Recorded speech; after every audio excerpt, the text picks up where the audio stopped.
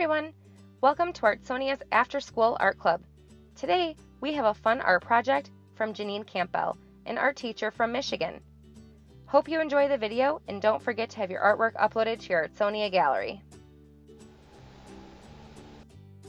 Hello, Janine Campbell, visual arts teacher from West Michigan here, ready to share with you a portrait idea using magazine images, some pencils, markers, paper, and a transferring technique where you can get multiples like Andy Warhol, and using a dotting technique that is similar to Roy Lichtenstein's pop art pieces. So without further ado, let's get started.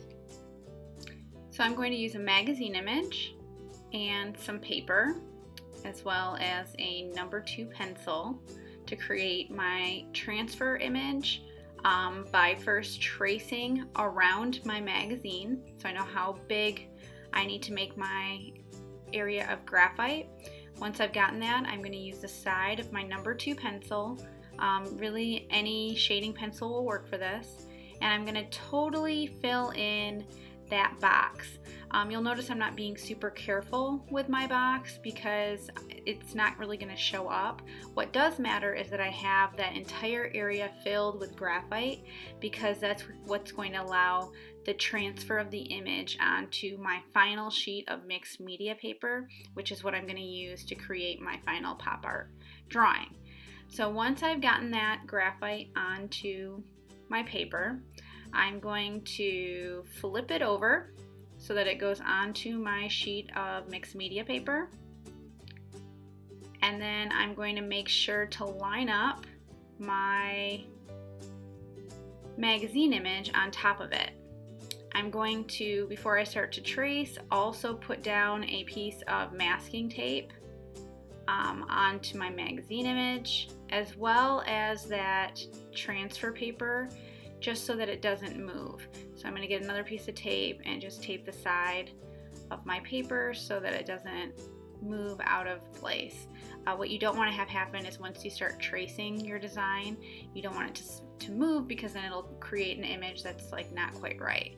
So I'm going to trace all of the contours or outlines of the magazine image onto my paper, and when I do that, you can see you get a really faint line of the image underneath, and that's because you've made an indent where that graphite is, and so it creates that nice little transfer. Once I've done that, I'm going to take a thin line writing pen, or really a Sharpie would work, something that's got like a thin line, and I'm going to start to outline all of those pencil markings that I made. Once I have all of those pencil markings outlined, I can make multiples of this image using the same technique. So I'm going to end up making 2 of them, and I'm going to explore one with warmer colors and the other one with cooler colors using markers. So you can see the marker choices that I'm using for this portrait set. After that, I'm going to start to stipple, which stippling is when you're just slightly putting a little bit of dots onto the paper, and I'm going to fill in the space, and I'm choosing a different tone of the color schemes. I'm using some analogous colors, meaning that they are within the same color family, so that it looks kind of more cohesive within each group. So I'm going to be using red on one side and more of oranges and reds on one side, and then more of greens and blues on the other side, which is also complementary colors to each other, red and green are. So it gives it kind of a dynamic look when you are finished. Now with this stippling technique, by having multiples of the same image, it's reminiscent of Andy Warhol, and using these little dots is similar to Roy Lichtenstein. Roy Lichtenstein, just like us, got his inspiration from magazines, particularly comic books, and we are getting our inspiration from magazines, particularly fashion magazines. So artists always are finding inspiration from the things that are around them, and I encourage you to be inspired by what's around you too. So as you can see, the closer I put my dots together, the darker the value gets. The lighter it is, the farther apart the dots are. And I'm going to keep dotting this up until I feel like it looks like it's pretty well done. And then I'm going to start working with my warm tones. And I'm approaching it in a very similar way as to what I did before. So really, it's up to you how much you want to include, what colors you want to use, what your subject matter is. For me, I just really liked the use of the sunglasses and the pose of this model, and so that's what drew me to want to use this image.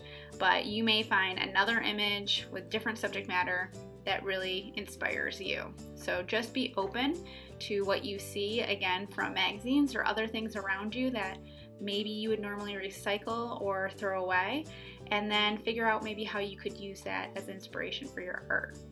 As you can see, I am bringing my dot so that it starts to gradate into the other picture, and so I'm taking the green and kind of flowing it over to where the orange marks are. The orange kind of flowed over to the green. You don't have to do this. You can keep yours more separated. It's, again, your choice and your decision of what it is that you would like your final work to look like.